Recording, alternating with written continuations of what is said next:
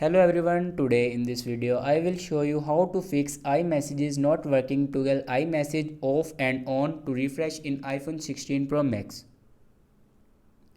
So first of all, before watching this video, don't forget to subscribe the channel and also press the bell icon.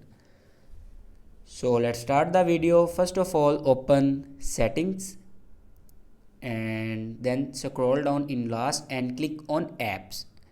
And then scroll down and open messages app, and here you can see the option iMessages.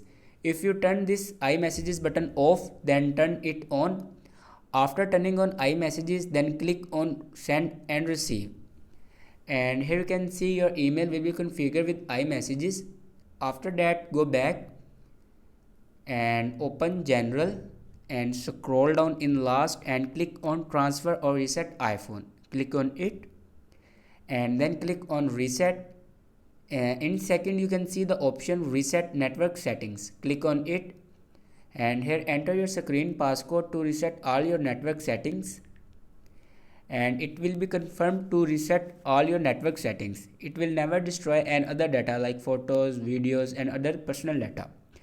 It will only reset network settings. After doing these procedures, your problem will be fixed. Thanks for watching this video.